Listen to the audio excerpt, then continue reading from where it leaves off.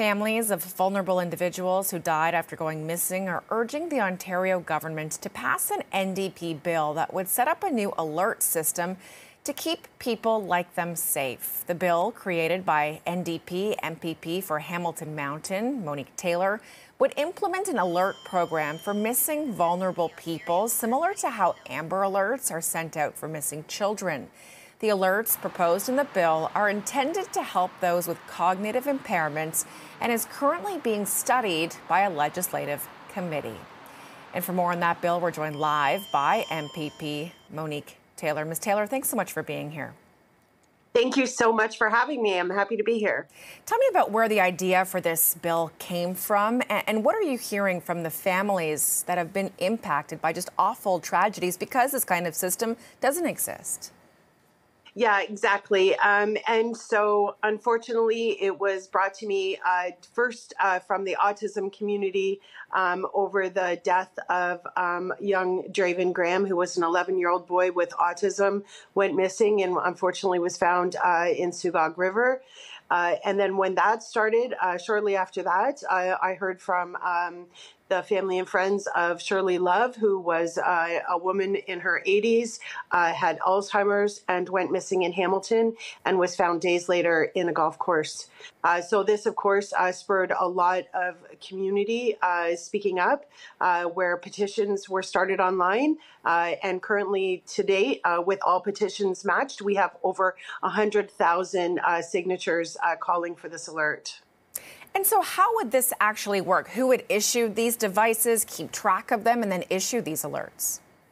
Well, it's Emergency Management Ontario that actually holds the alert system. It's the same alert system that is used for the Amber Alert and our weather alerts like tornado watches and stuff like that we get on our phones. So they hold the system, but it's the OPP and the local police who would have to suggest that this would be the right case to be using the alert system. And so let's talk about the response that you've received in the legislature so far. I mean, obviously, you need the support of the Progressive Conservatives to get this passed.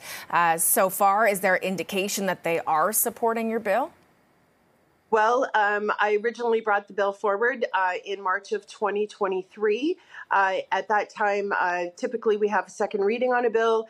Right before my reading date, the government House Leader dispensed the bill directly to committee and promised the family that it was an important bill to them and that they were going to work on it and get it passed quickly. Well, that was much over a year ago.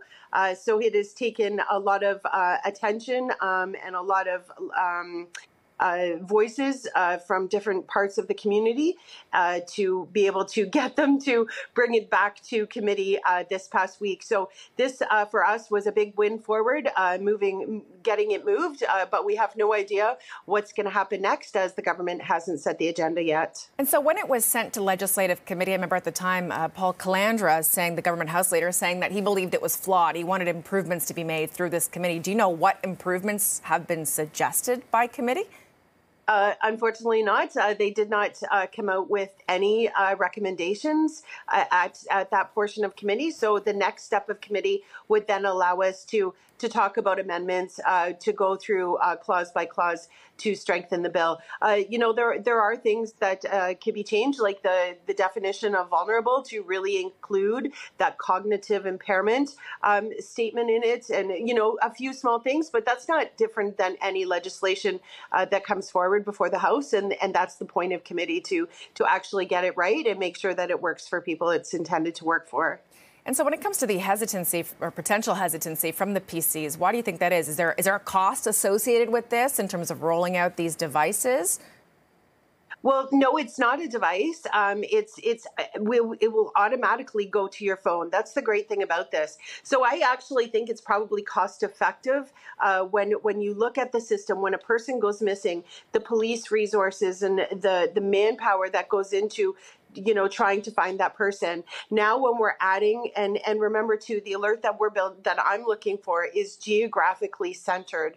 So if a person goes missing in my neighborhood, it's our neighborhood who's going to get it, because the system can build it directly on a map so that it's regional, and it's only going where it makes sense, right? So now we actually have, people on the street looking for them, more eyes, ears to help bring that person home swiftly. So I think it's actually more cost effective when it comes to missing persons. Certainly time is often of the essence, especially in the winter cold months here across the province. MPP Monique Taylor, thank you for your time. Let us know what happens with this bill, please, will you? Absolutely. Thank you so much for having me and raising attention to this, because it's a really important bill, and we need to ensure that the government hears that this is a people's bill, and people need to have this move forward to ensure that we bring our loved ones home safely. Thank you. Appreciate your time. Thank you.